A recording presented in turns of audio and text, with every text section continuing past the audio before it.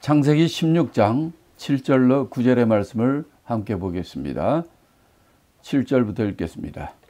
여호와의 사자가 광야의 샘 곁 곧 술 길 샘물 곁에서 그를 만나 가로되 사라의 여종 하가라 네가 어디서 왔으며 어디로 가느냐.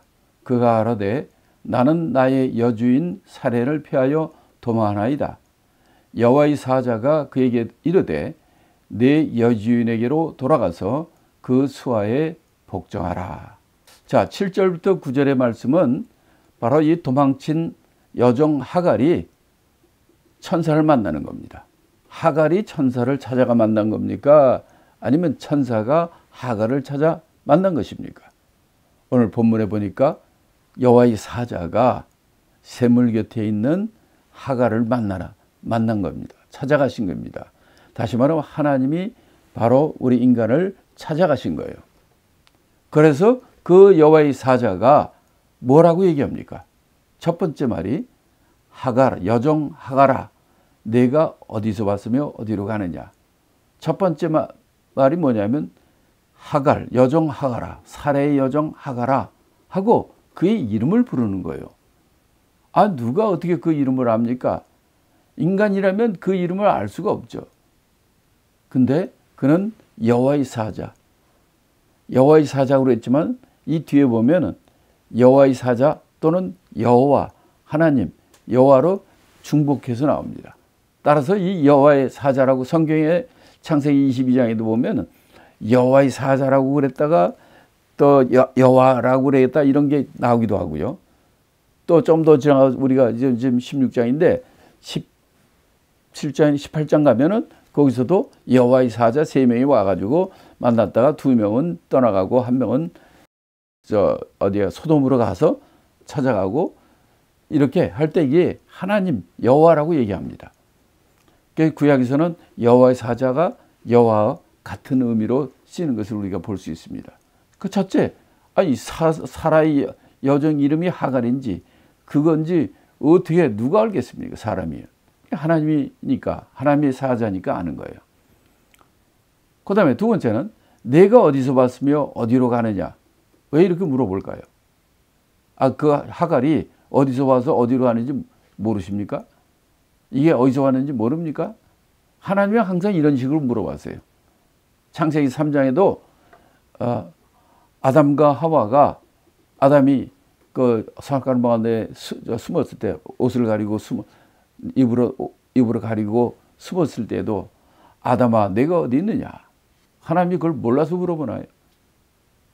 대답하라는 거예요. 하나님이 알고 있는데 네 입으로 네가 고백하고 회개하고 네가 네 입으로 진실을 얘기하라는 거예요. 창세기 4장에도 가인이 아벨을 죽은 다음에도 가인한테 그렇게 물어봅니다. 내 아이가 어디 있느냐? 하나님 모르시나요? 알면서 찾아와서 물어보시는 거예요. 여기도 사라의 여종 하갈이 왜 여기 왔는지 몰라나요? 다 알죠. 그러나 네가 입으로 얘기하라는 거야. 또 예수님도 마찬가지예요. 병든 자가 왔을 때 내가 낫고자 하느냐? 내가 눈 뜨고자 하느냐? 아니 그걸 몰라서 물어봐요? 다 아시죠? 그러니까 찾아왔지. 그래도 예수님은 하나님은 내가 누구냐? 내가 어디 있느냐? 내가 어디서 왔느냐? 물어본다니까요. 내 동생 아벨이 어디 있느냐? 이렇게 물어본다니까요. 이렇게 물어보니까 하갈은 대답합니다. 나는 내 주인 사레를 피하여 도망 나왔다. 이렇게 얘기를 한 거예요. 근데 그가 와 있는 곳은 어디냐면 광야. 광야에 이제 오아시스 샘이 있는 데가 있어요. 그 광야가 술 광야인데 술이라는 광야예요. 거기가 이제 저 남쪽에 있는 광야인데 술 광야라고 남방 헤브론 아래 가데스 바네아, 브엘시에바 밑에 가데스 바네아 또 그 아래 더 내려가면은 그 아래쪽은 이제 네게브 남방이라고 그러는데 그 더 아래로 내려가면 술 광야가 있습니다. 바로 여기까지 이 하갈이 도망간 거예요. 그 술 광야도 제가 가봤지만 야, 넓습니다. 근데 거기에 이 물샘이 있는 오아시스가 있는 거기에 물을 마시러 그걸로 피해가 있었던 거죠. 이때 그에게 찾아가서 여호와의 사자가 그에게 방법을 알려줍니다. 너 이렇게 도망가면 안 된다. 이렇게 도망가면 어떤 문제가 생기냐면, 자, 네가 여기 이제 저 주인의 여종인데 그 학대를 네가 피해서 학대를 회피하고자 여기 도망 나온 거야. 그러면 그 주인의 재산인데 그가 도망 나왔으면은 이거 잡히면 죽습니다. 또 안 잡힌다 그래도 그는 도망자예요. 또 애도 도망자의 자식이 되는 거예요. 이거는 이 문제를 해결할 수 있는 방법이 아니지 않습니까? 그래서 여호와의 사자가 나타나서 하신 말씀이, 내가 이 상황에서 제일 좋은 방법은 내가 네 주인한테 돌아가서 그 주인의 말씀에 100% 순종하라. 복종하라는 거예요. 그렇게 되면은 그 힘들 수 있을지도 모르지만은, 그러므로 그렇게 되면 네가 낳은 아이들은 도망자의 아들이 아니라 아브라함의 아들이 되는 거예요. 그 길만이 바로 네가 살 수 있는 길이다 라고 하나님께서 잘못 판단한 하갈에게 나타나신 거예요. 하갈은 학대받고 어려움 당하니까 힘드니까 도망간 거예요. 도망간다고 문제가 해결되는 게 아니죠. 그럼 왜 하나님 여호와의 사자는 왜 이런 일을 하셨을까? 많은 사람이 착각하는 게, 하나님은 이스라엘 민족의 하나님이라고 생각해요. 아브라함과 이삭과 야곱, 유다, 이스라엘의 하나님이라고 생각한다고요. 아니에요. 하나님은 온 인류, 사람의 하나님입니다. 하나님이 이 세상을 사랑하시고 모든 사람이 다 구원받기를 원하고 복받기를 원하는 거예요. 단지 우리 인간이 죄인이고 인간의 죄 때문에 우리가 다 지옥 가게 되어 있기 때문에 그 살리는 길을 뚫기 위해서 하나님께서는 아브라함을 택하신 거고, 아브라함의 자손 중에서 예수 그리스도, 우리를 구하는 예수 그리스도 오는 그 길을 예배하고 그 수단으로 이스라엘 민족을 사용하신 거예요. 근데 이스라엘 민족은 뭐라고 생각합니까? 하나님은 우리의 하나님이라는 거예요. 저런 건 다 이방인이고 다른 건 다 하나님은 저건 개같이 생각하고 뭐 이렇게 생각.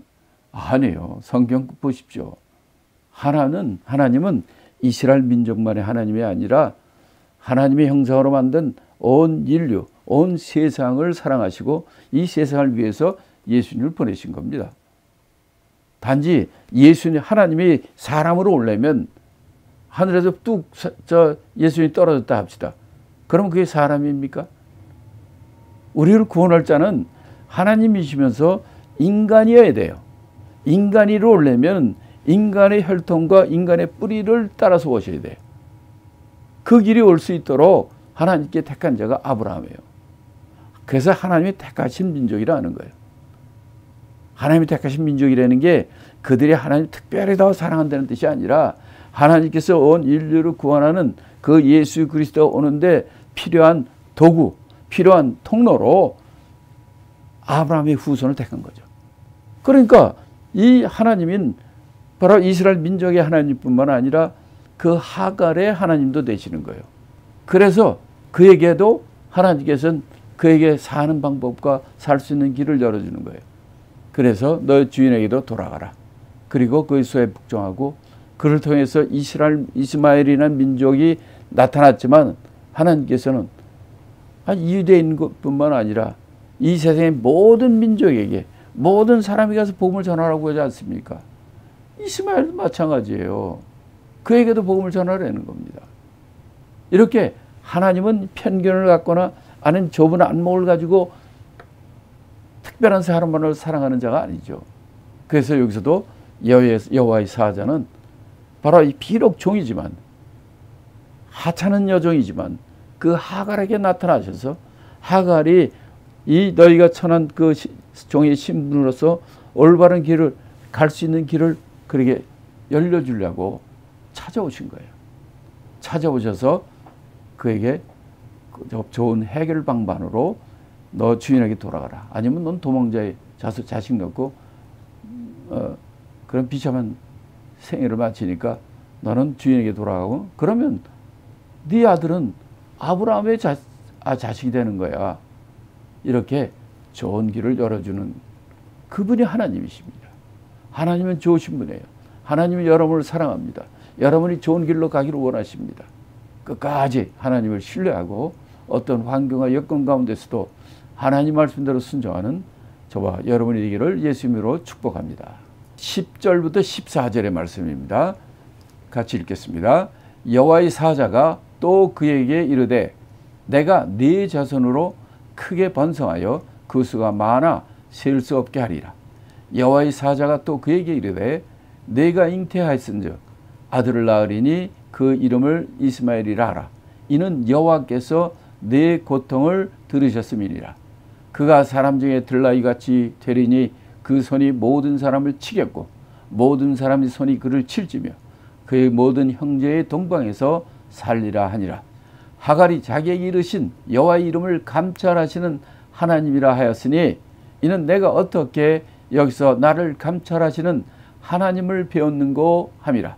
이러므로 그 셈을 부엘라 헤로이라 불렀으며 그것이 가데스와 베렛 사이에 있더라. 여호와의 사자가 그에게 나타나지 않았습니까? 그런데 그가 뭐라고 얘기하냐면 내가 네 자손으로 크게 변성하여 그 수가 많아 셀 수 없게 하리라. 하나님이 여호와가 하나님이 아브라함에게 얘기했던 얘기가 똑같은 얘기야. 네 자손으로 크게 변성하여 그 수가 많아 셀 수 없게 한다. 이 똑같은 말을 15장에서 했고 16장에서도 했어요. 근데 16장에서는 여호와 사자가 그렇게 얘기를 했지만 거기서 내가 그 내가가 누굽니까? 여호와 하나님이죠. 그 11절에도 그 이름을 이스마엘이라 하라. 이게 무슨 뜻이라고 그랬어요? 이는 여호와께서 내 고통을 들으셨습니다. 그의 이스마엘 이름을 주신 분이 여호와라는 거예요. 그 이름의 뜻이 그래서 하나님께서 내 고통을 들으셨다라는 의미라는 거예요. 그러니까 여호와의 사자라고 그랬지만 하나님 여호와가 이 수가 많게 그렇게 한다 약속을 했고 그 이름을 이스마엘이라고 주신 것이 또 여호와께서 내 고통을 들으셨다는 그 여호와가 주신 말씀이라는 거죠. 그러니까 특별히 구약에서는 여호와의 사자가 여호와, 여호와의 사자가 여호와 상호 크로스로 이렇게 많이 나오는 것을 우리가 알 수가 있습니다. 자, 그러면서 하시는 말씀이 그가 이렇게 태어나지만 그는 아주 그냥 들나귀, 그러니까 이 집나귀가 아니라 들판에는 야생 나귀처럼 그렇게 날뛴다는 거죠. 그래서 그의 손이 모든 사람을 친다는 거예요.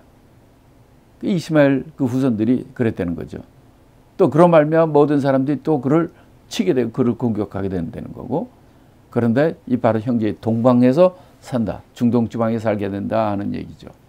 그러니까 하갈이 바로 그 자기에게 낳을 그 아들이 낳을 것이고 그 아들이 이름이 이스마엘이라는 뜻이고 또 이렇게 자기한테 와서 이렇게 하신 이것은 여호와의 이름을 자기의 이르신 여호와의 이름을 감찰하시는 하나님이라. 하나님이 나 같은 천한 여종한테 도망친 여종한테도 찾아와 주시고 나를 감찰하시는 하나님을 내가 배웠다. 하나님을 만났다는 거예요. 참 생각해 보세요. 그 좋은 땅에서 그 종으로 살던 그가 그걸 떠나가지고 저기 그냥 광야, 술광야, 정말 살기 힘든 그 광야까지 도망가가지고 그 물샘 옆에서 간절히 갈증을 하고 있는 고개 하나님이 그를 감찰하시고 그를 찾아오셨다는 거예요. 그는 이것을 통해서 하나님을 만나게 된 겁니다. 그래서 나를 감찰하는 하나님이라는 뜻을 가진 그 셈, 그게 부엘라 헤로이. 하나님은 나를 감찰하시는 하나님이시다. 라는 그 물샘, 그 샘물을 부엘라 헤로이라 이렇게 불렀다는 거예요. 그렇죠. 하갈처럼 그 당시에 인간의 취급하지도 않고 짐승처럼 대접받는 그런 여종이라도 하나님은 그를 그 도망친 그를 끝까지 쫓아가셔서 그에게 갈 길을 알려주시고 그의 그의 삶을 감찰하시고 보살피는 하나님을, 그런 하나님을 만났다는 이 하갈의 고백처럼 하나님께서는 지금도 바로 여러분들이 어떤 가운데, 험악한 가운데, 정말 좌절 가운데, 정말 고난 가운데 있을 때에도 하나님은 하갈을 찾으시는 하나님처럼 여러분을 찾아 감찰하신 하나님이신 것을 우리가 알고 어떤 상황과 환경 가운데서도 끝까지 하나님을 신뢰하는 저와 여러분이 되기를 예수님으로 축원합니다. 15절 16절 말씀을 읽겠습니다. 하갈이 아브라함의 아들을 낳음에 아브라함이 하갈에 낳은 그 아들을 이름하여 이스마엘이라 하였더라. 하갈이 아브라함에게 이스마엘을 낳을 때에 아브라함이 86세였더라. 하갈이 아브라함의 아들을 낳게 됐죠. 왜냐하면 그가 다시 아브라함의 집으로 되돌아오므로 그때 그 아들 이름을 이스마엘이라고 누가 줬다고 그랬습니까? 15절에 보면 아브라함이 하갈이 낳은 아들을 이스마엘이라고 불렀다는 거예요. 그러면 아브라함은 어떻게 그 아들, 하갈이 낳은 아들의 이름을 이스마엘이라고 불렀을까요? 지을 생각을 했을까요? 원래 이스마엘은 이란 이름은 누가 줬습니까? 누가 주셨습니까? 우리가 앞에서 봤죠. 하나님의 사자가 그에게 이르되 네가 잉태 아들을 낳으리니 그 이름을 이스마엘이라 하라 라고 하나님의 사자가 나타나서 하나님이 그에게 주신 이름이죠. 근데 15절에서 어떻게 아브라함이 하갈이 낳은 그 아들을 이름을 이스마엘이라고 했을까요?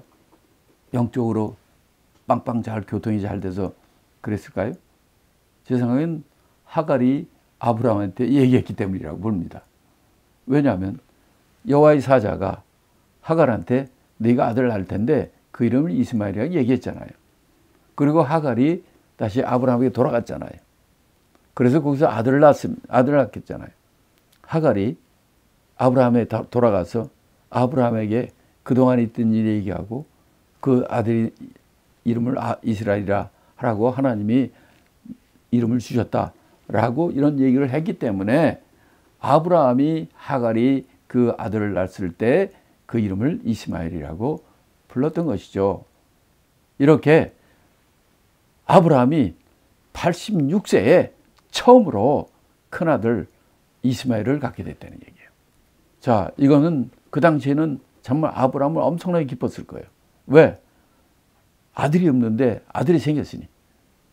그러나 이 모든 관계 속에서 이 본문을 통해서 우리에게 주시는 얘기는 저겁니다. 신약에 와서 이 하갈 계집종의 종 하갈과 또 본부인 사라의 아들, 이거를 어떻게 얘기하냐면 그 두 아들을 이스마엘은 계집종에서 낳고 또 이삭은 자유하는 여자에게 낳았다 이렇게 얘기하면서 갈라디아서 4장 23절 31절에서는 이렇게 얘기합니다. 계집종에게서는 육체를 따라 낳고 자유하는 여자에게서는 약속으로 말미암느니라. 그런즉 형제들아 우리는 계집종의 자녀가 아니요 자유하는 여자의 자녀이자. 하나님은 전 인류를 사랑하시지만 하나님께서 택한 그 후손 자손은 아브라함과 이삭과 야곱과 이렇게 나오는 그 자손이잖아요. 그래서 그렇지 않은 것은 계집종의 자녀. 그러나 바로 사라의 자녀는 자유하는 여자의 자녀예요. 이것은 또 뭐라고 얘기합니까?